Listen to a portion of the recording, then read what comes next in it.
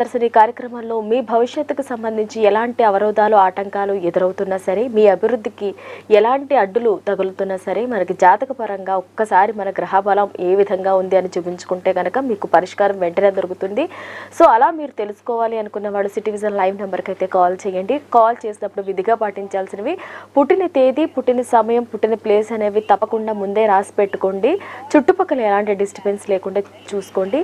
చాలామంది TV volume పెట్టి మాట్లాడుతున్నారు. మీరు సౌండ్ కాస్త పెట్టి మాట్లాడినా అది ఫోన్లో ఇంకా ఎక్కువగా వినిపిస్తుందండి, నాయిస్ లాగా. ఇది దయచేసి అందరూ గమనించాలి. అలాగే మనం ఆడవాళ్ళందరూ కూడా ఎంతో ప్రీతిపాత్రమైన మాసం శ్రావణ మాసం. అతివలందరూ కూడా ఎంతో చక్కగా లక్ష్మీదేవిలా తయారయ్యి లక్ష్మీదేవిని అన్ని విధాలా పూజిస్తూ ఉంటారు. మరి అత్యంత పవిత్రమైన ఈ శ్రావణ మాస విశిష్టత గురించి గురువుగారిని అడిగి తెలుసుకుందాం.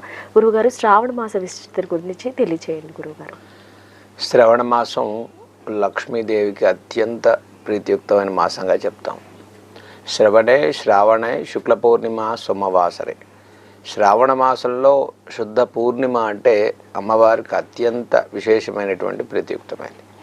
సహజంగా శ్రావణ పౌర్ణమి మనం రాఖీ పండగ, రక్షాబంధనం ఇటువంటి పర్వదినాలు లక్ష్మీ హయగ్రీవ ఉత్పత్తి అంటే లక్ష్మీ హయగ్రీవ జయంతి, వికనస జయంతి, ఎంతో గురువులు పుణ్య కార్యక్రమాలు చేసేటువంటి మాసంగా శ్రావణ మాసం చెప్తాం.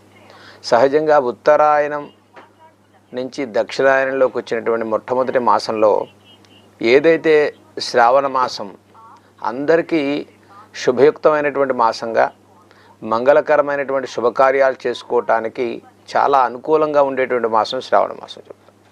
అయితే శ్రావణ మాసంలో వివాహాది శుభకార్యాలు, ఇక ఈ మాసంలో సహజంగా కూడా ప్రతి సంవత్సరం గురుబలంతో కూడుకున్నటువంటి ముహూర్తాలు కానీ, చంద్రబలంతో కూడుకున్నటువంటి ముహూర్తాలు కానీ శ్రావణ మాసంలో అత్యధికంగా శుభకార్యాలకు ఎక్కువగా మన ప్రాధాన్యత కలుగుతుంది. ఎందుకంటే సిద్ధాంత భాగంలో కూడా శ్రావణ మాసంలో అత్యంత ప్రీతియుక్తంగా ఏది మొదలుపెట్టినప్పటికీ కూడా సంపూర్ణంగా కార్యసిద్ధి కలిగేటువంటి మాసం శ్రావణ మాసం.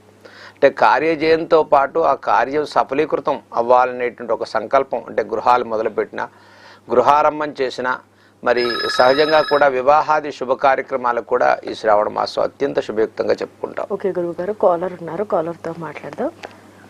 హలో హలో, నమస్తే అండి. నమస్తే అండి. మీ పేరు? రాధిక.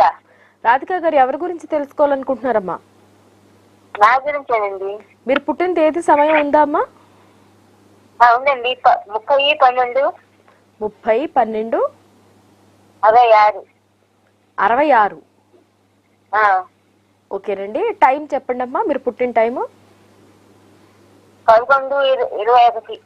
సాయంత్రమా ఉదయమా? ఉదయం. ఉదయం 11:25. ఓకే. ఏ ఊర్లో పుట్టారు మీరు?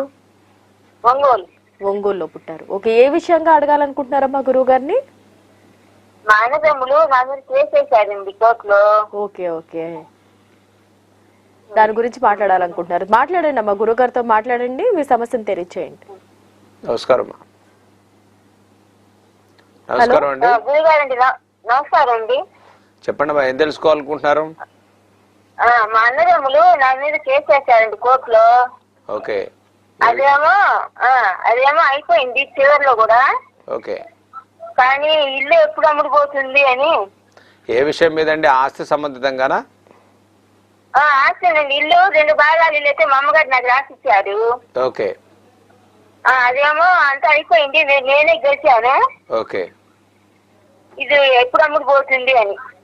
ఇప్పుడు మీది ఆశ్లేష నక్షత్రం, కర్కాటక రాశి అండి. అష్టమ శని ప్రభావం నడుస్తుంది మీకు. ఇప్పుడు ప్రస్తుతం 2024 నవంబర్ తర్వాత అనుకూల సమయం ఉందండి. ఇప్పుడు అష్టమ శని, భాగ్యస్థిత రాహు నడుస్తున్నారు. ప్రతి విషయంలో కొంత ఆటంకాలు, ఇబ్బందులు వస్తూనే ఉన్నాయి మీకు. అయినా కూడా ప్రస్తుతం ఆగస్టు 26 తర్వాత మీకు ఆ గృహానికి సంబంధించి పనులన్నీ కూడా అనుకూలంగా వస్తాయి. నవంబర్ నుంచి బాగుంటుందండి. నవంబర్లో మీరు గృహాన్ని అమ్ముకున్నా కొనుక్కోవడానికి కూడా చాలా మంచి సమయం ఉంది. మీరు చక్కగా ఈలోపు చేయాల్సిన ఆంజనేయ స్వామి వారికి ఆకుపూజ చేయించండి. ప్రతి శనివారం, మంగళవారం చక్కగా ఆంజనేయ స్వామికి విశేషంగా ఆకుపూజ చేసి ప్రదక్షిణాలు చేయించండి, చేసుకోండి. చాలా మంచి ఫలితాలు కలుగుతాయి అమ్మా.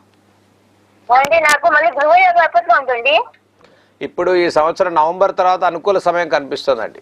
ఆర్థికంగా కూడా కొంత అనుకూల సమయం ఉంది. అవునమ్మా, అవునండి. కొనుక్కోడానికి నవంబర్ నుంచి బాగుంటుందండి, 2024 నవంబర్. ఓకేనండి, విన్నారు కదా మరి మీరు